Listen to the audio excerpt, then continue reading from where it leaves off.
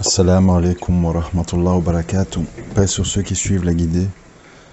Paix et bénédiction sur le prophète sallallahu alayhi wa sallam, sur ses compagnons, ses amis, sa famille, ainsi que sur tous ceux qui le suivront de bonne foi jusqu'au jour du jugement. Comme vous le savez, je tire des leçons de tout, parce que tout est intéressant et tout permet d'apprendre des choses. Et donc ce matin, je voudrais vous parler, pas pour l'aspect sportif, mais pour l'aspect mental et spirituel, d'un sportif, un sportif qui s'appelle Jalen Brunson. Alors, cet homme vient de remporter le titre de NBA, donc basket, avec l'équipe des New York Knicks, qui n'avait plus gagné depuis 53 ans. Et je trouve que c'est inspirant. Alors, Jalen Brunson, c'est qui? Jalen Brunson, c'est un gars d'1m88, ce qui est très petit en basket. Rien de spécial. Des bras courts, il n'a même pas une grande envergure. On va dire un physique un peu disgracieux. Vous pouvez aller voir sur le net. Son père a joué au basket avant lui, à un niveau assez bas. Donc en fait, on part avec beaucoup de points négatifs. Il est petit, il n'a pas une grande envergure. Son père n'a pas fait une grande carrière sportive. À l'époque, en 2018, il est sélectionné parmi les jeunes, très loin, parmi tous les jeunes qui sortent de l'université. Personne ne l'a vraiment remarqué. Il partira vers Dallas. Il est natif de la région de justement New York, New Jersey, et il part vers Dallas, où il sera un remplaçant. Il sera juste correct, sans plus, pendant quelques années. Puis, surtout parce qu'il était originaire de là, New York l'a recruté à travers un échange, et il est revenu en sa ville natale, et là, s'est transformé. Il est devenu un leader, il est devenu un joueur fiable et qui est devenu une pierre angulaire de son équipe. Et après 3-4 ans, voilà qu'il gagne le titre. Après 53 ans que cette équipe n'avait pas gagné. Quelles sont les leçons à tirer ? Parce que bon, moi je connais les détails du dossier, mais je ne vais pas commencer à faire une biographie ici. Les leçons, c'est que c'est en ça que le sport est intéressant. Bien sûr, il y a des gens qui ont des facilités dans la vie. Voilà, quelqu'un qui a un gros diplôme, quelqu'un qui a une bonne mémoire, quelqu'un qui a un physique hors du commun. Comme celui qui était en face de lui lors de la finale cette année, le Français Victor Wembanyama, 2m26, il chose du 68, il a une envergure inouïe. Mais en plus, évidemment, ça ne suffit pas. Il a aussi un mental qui fait qu'à 22 ans, ce qui est très jeune, hein, il s'est retrouvé en finale, qu'il a perdu. Tandis que Brunson a déjà 29 ans. En général, la plupart des grands joueurs en basket, quand ils gagnent des titres, ils ont 27, 28 ans. Et ils ont déjà 6-7 ans d'expérience. Donc Wembanyama est arrivé en finale après 2-3 ans, à 22 ans, parce qu'il a un physique déjà hors du commun. Et en plus, une hygiène de vie très stricte. Il va dormir à 21h, etc., etc. Mais Brunson, c'est un peu l'antithèse, en fait. C'est le gars petit, pas très beau, pas beaucoup d'envergure, qu'on l'a pas du tout remarqué à l'université. Rien pour lui. Et pourtant, il gagne le titre. Alors, tout ça démontre que, je répète, certes, dans la vie, il y a des gens qui partent avec des avantages. De l'argent, des diplômes, des facilités, des physiques hors du commun. Puis il y a des gens qui n'ont pas tout ça. Mais ils compensent, et parfois fortement, par un mental et une envie de réussir très très forte. Et dans le sport, comme dans le reste, mais le sport c'est emblématique, il y a plein de gens qui ont plein de potentiel. Je crois qu'au total de toute la ligue, il y a à peu près plus de 300 joueurs. Dans tous ces joueurs, il y a des gens, sont tous à un très haut niveau. On n'arrive pas là si on n'est pas déjà le top du top, quoi. Mais qu'est-ce qui se passe en fait ? L'humain réagit différemment à une même situation. C'est toujours la fameuse règle des 80-20. 8 joueurs sur 10, quand ils arrivent en NBA et qu'ils touchent un gros chèque, on parle quand même de sommes importantes. Même quand tu arrives en tant que jeune, tu as déjà des chèques de 3, 4, 5 millions de dollars. Puis après, si tu confirmes, tu as un contrat sur 5-6 ans et tu reçois des 10, 20, 30, 40 millions par an. On parle de sommes monstrueuses. Donc on parle déjà de gens hors du commun, sinon ils n'arrivent pas là. Mais 80-20, c'est-à-dire 8 joueurs sur 10, dès qu'ils touchent leur chèque, ils sont contents, font la fête, ils achètent une maison à leur mère, ils vont aux discothèques, ils commencent à faire des stories sur Instagram, les filles, etc., etc. Puis, sur ces fameux 300 et des joueurs, il y a 20%, donc on va dire une cinquantaine de joueurs au total, qui eux, en fait, sont dans autre chose, en fait. Oui, l'argent, c'est bien, mais ils veulent plus. Ils veulent laisser leur nom dans l'histoire. Ils veulent performer. Et donc, même s'ils sont arrivés là après des années de sacrifices, d'entraînement, etc., ils s'entraînent, ils répètent des tirs 400 fois, 500 fois à l'entraînement. Ils ont une hygiène de vie. Ils prennent toutes sortes de compléments alimentaires. Font attention à ci, font attention à ça. Ils évitent les pièges, soirées, discothèques, escort girls et compagnie. Et eux, en fait, ils émergent. Ils émergent et ils ont toujours le même profil. Rigueur, travail, discipline, abnégation, endurance. Mais bien sûr, certains d'entre eux, on va pas embellir le tableau, certains d'entre eux ont un patrimoine génétique favorable, bien sûr. Mais ce n'est pas toujours le cas. Si on prend le cas du célèbre joueur des années 90, Michael Jordan, qui a gagné, je crois, 6 titres, carrière exceptionnelle, fait partie du top 5 des meilleurs joueurs de tous les temps. À la base, à l'université, c'était un gars qui était mis sur le banc, en fait. Il ne jouait pas. Il était comme beaucoup de joueurs. Il faisait 1m96, sautait haut, il faisait des beaux dunks et tout. Mais bon, il y a plein de joueurs qui font ça. La plupart. Qu'est-ce qui a fait qu'il est sorti du lot à un moment donné ? Le mental. Le mental, c'est-à-dire la rage de vaincre, l'endurance, jouer blessé, jouer malade. Il a fait des grands matchs en ayant la grippe. Pas peur. Donc le contrôle de ses émotions. Une certaine dureté, parce qu'il faut savoir aussi que pour réussir à un certain niveau, on réussit, ça aussi il faut savoir, on réussit de plusieurs façons dans la vie. On réussit par opportunisme, il y a des opportunistes aussi. Tu peux réussir par opportunisme. Tu réussis par l'exploitation de tes dons. Tu sais comment utiliser tes dons. On réussit par la force mentale, on réussit par les sacrifices, on réussit par le fait de s'entourer avec les bonnes personnes. Il y a plein de façons de réussir, chacun avec ses facilités.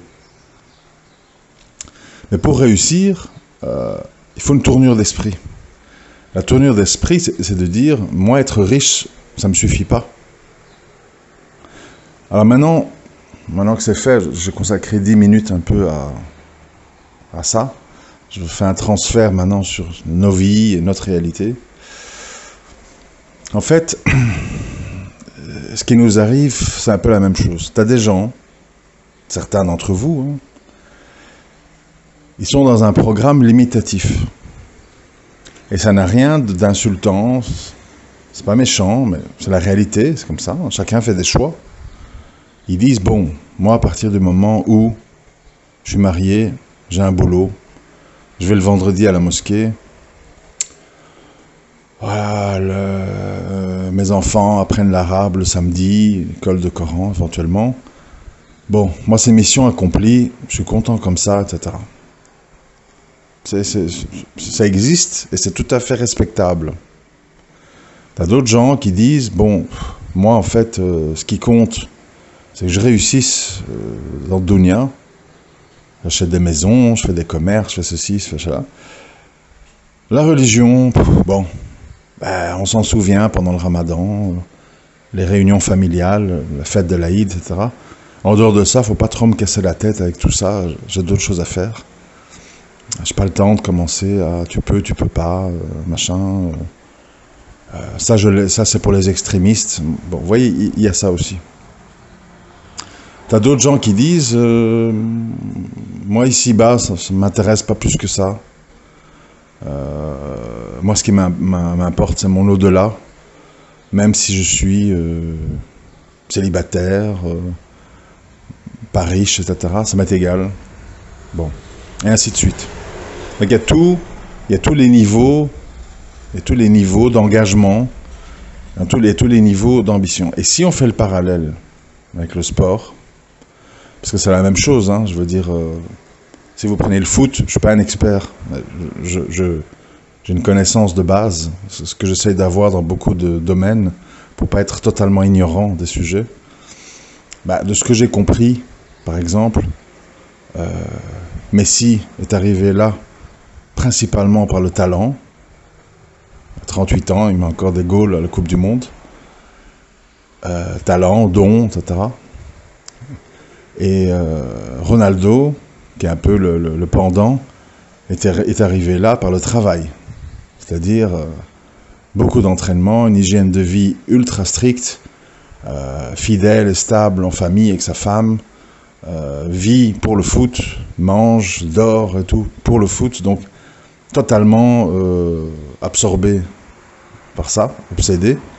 Donc tous les deux ont réussi, mais chacun d'une façon différente. Je ne dis pas que Messi ne travaille pas, mais il est reconnu que Ronaldo est vraiment une espèce de forçat du travail, de l'hygiène de vie, du contrôle.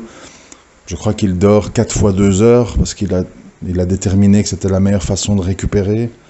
Il y a toute une série de choses qui montrent qu'en fait le gars en est là parce qu'il est ultra discipliné et très motivé évidemment par tout ça. Mais donc, vous savez quand on dit que dans le paradis il y a des niveaux, l'enfer il y a des niveaux, etc. C'est parce que oui, dans la vie il y a des niveaux. Et il est clair qu'il y a des gens, ils ont sacrifié leur vie d'ici-bas pour l'au-delà. Le problème, c'est qu'il faut, comme dans tout, comme dans le sport, comme dans le reste, il faut accepter en fait que chacun a des objectifs différents. Tu as des gens qui disent, bon, moi ce qui m'intéresse pour mes examens, c'est d'avoir la moyenne et de passer. Et tu as d'autres gens qui disent, non, moi je veux avoir mention, très bien, parce qu'après je veux faire les grandes écoles, machin, truc. Donc, il faut que tout le monde comprenne, quand on parle des autres, même moi ça m'arrive, hein, je m'en excuse, on s'emporte, on dit ouais, machin, etc. Mais les gens ont tous des ambitions différentes.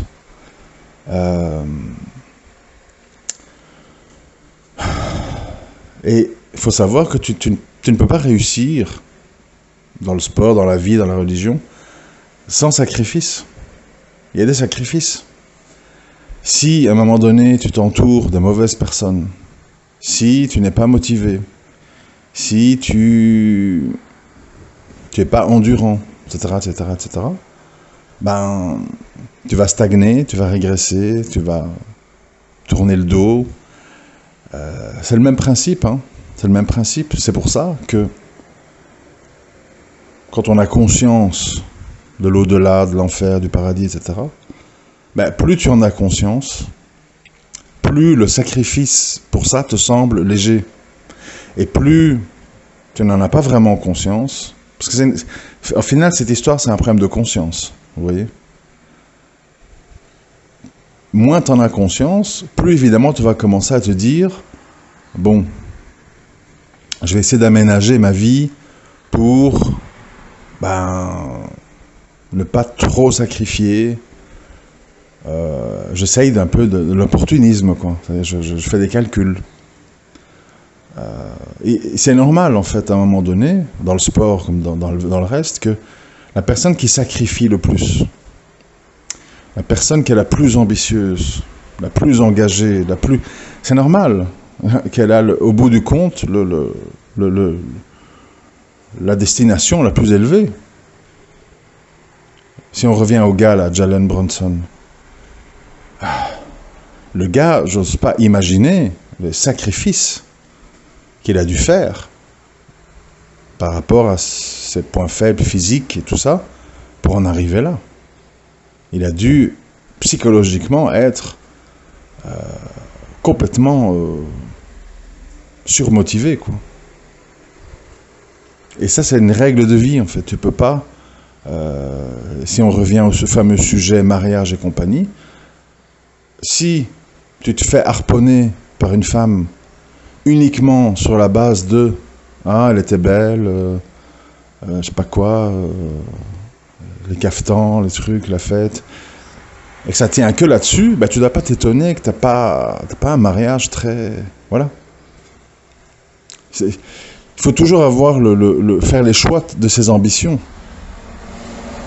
Si tu t'embarques, comme c'est mon cas, avec des femmes problématiques, dont tu vois à la base qu'elles sont problématiques, ben, ne t'attends pas à avoir un mariage de tout repos avec quelqu'un qui marche dans les clous, qui fait tout bien. Prépare-toi à devoir soutenir, et devoir faire des sacrifices, fermer les yeux sur certains trucs. C'est un problème de choix, en fait, dans la vie. Si tu n'as pas envie de tout ça, c'est un choix aussi, ben, tu prends quelqu'un qui correspond à ce que tu es prêt à endurer. Ce qui ne va pas, en fait, en général, dans nos vies, c'est que on fait des choix et puis on s'étonne des conséquences.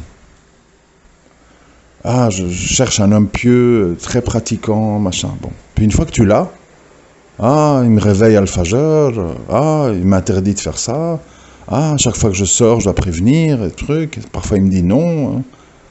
Ah, mais bon, si tu veux pas ça, prends un homme plus coulant, plus ouvert,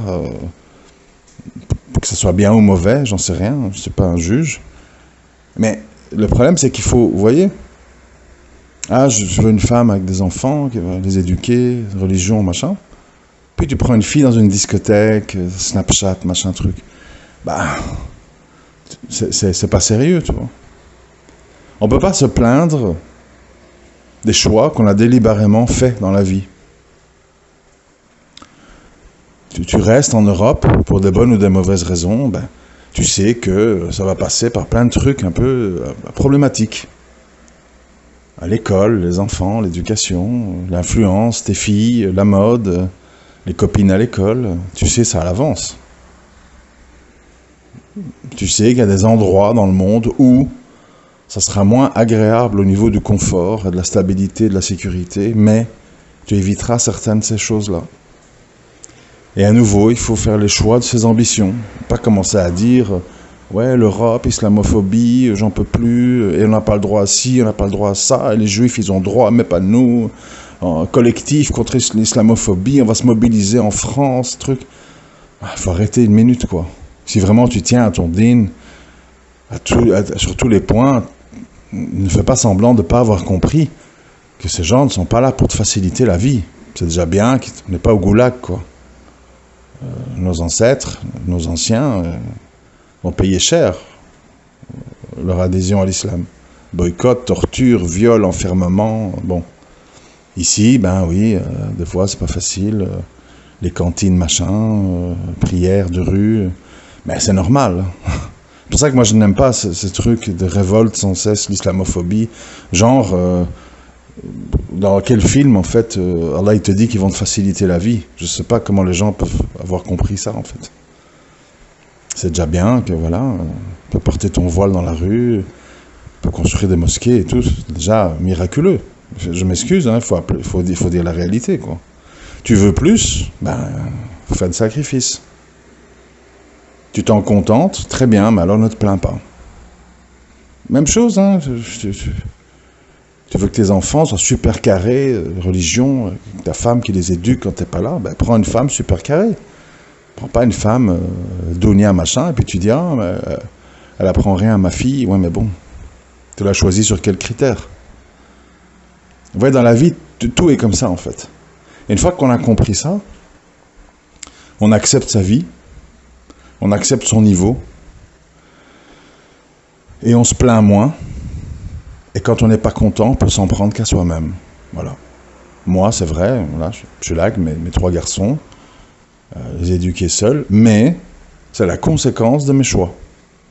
J'ai choisi des femmes à problème, instables, voire malades, ben, ça ne pouvait se terminer que comme ça. Et maintenant, il faut faire en fonction de ça. Ça ne sert à rien de dire, ouais, mes trucs, mon ex, bah oui, mais t'avais le choix, hein, avec d'autres femmes, t'as opté pour ça, donc voilà. Il ne fallait pas être Einstein pour savoir que l'issue serait pas facile. Et c'est dans tous les sens, quoi. Tu veux un bad boy, truc, tatoué, la gifle facile et tout, bah, te plains pas, hein. Te plains pas. Tu peux pas tout avoir dans la vie, hein. Il faut faire des choix, les assumer, et puis ne pas s'en plaindre. Et si tu veux autre chose, ben choisis autrement. Et choisis tant que tu as le temps, parce que si, parfois, le train, il passe 1 fois, 2 fois, 3 fois, puis après, quand tu as fait trop d'erreurs, ben, c'est un peu tard. Donc, quand c'est un peu tard, ben, tu fais comme tout le monde, hein, tu te contentes. Tu te contentes, ça veut dire, bon, c'est pas comme j'aurais voulu, mais voilà. Sport, même chose. Tout le monde n'est pas Messi, tout le monde n'est pas Ronaldo, tout le monde n'est pas Brunson, mais tu peux être un joueur de 2e, 3e zone qui fait une belle petite carrière, qui a un bon petit contrat et qui a une vie finalement, peut-être avec moins de sacrifices, moins d'ambition, mais aussi plus de tranquillité et plus de temps pour lui. C'est des choix, hein. Moi je me rappelle, toujours dans le milieu du sport, il y avait un grand champion de natation australien, je crois qu'il s'appelait Otis Thorpe, je ne sais plus les années, hein, il y a longtemps. Un phénomène en fait, gagnait tout, il explosait tous les records, etc. Puis à un moment donné, le gars il a dit, écoutez, moi je passe 6 heures par jour dans un bassin, à m'entraîner, courir à gauche, à droite, les médailles, les machins. Moi j'ai envie de faire autre chose de ma vie, quoi. J'ai d'autres points d'intérêt, voilà, j'ai tout gagné, etc. Moi j'arrête ici. Je vais faire autre chose, j'ai envie de m'instruire, j'ai envie d'apprendre, j'ai envie d'aider les autres. Puis voilà,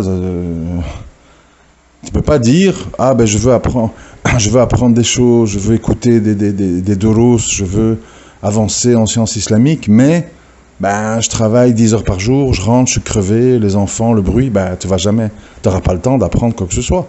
Ni doros, ni économie, ni ce truc, parce que tu n'as pas le temps. Tu as fait un choix, tu es fatigué, tu peux pas tout faire. Et en plus, la salle de sport, et en plus ceci, et en plus les vacances avec madame, tu peux pas. Dans la vie, tu es obligé de faire des choix. Et assumer leurs conséquences. Ça paraît très simple ce que je dis, mais si on l'aurait tous intégré, on serait beaucoup moins dans la plainte en fait. Et on serait tous beaucoup plus remerciants. Ya Allah, je te remercie que malgré que je n'ai pas fait tel et tel sacrifice, tu m'as quand même octroyé ça, ça, ça. Parce que finalement, Allah il nous le dit, hein, le mal que vos mains ont provoqué. Nous faisons des choix, nous avons le libre arbitre. Et, je vois toujours les gens qui se plaignent comme qui subissent tout. Oui, tu subis l'issue de tes choix. Et qui se terminent par logique, avec des probabilités plus élevées quand tu fais des choix qui vont dans telle ou telle direction.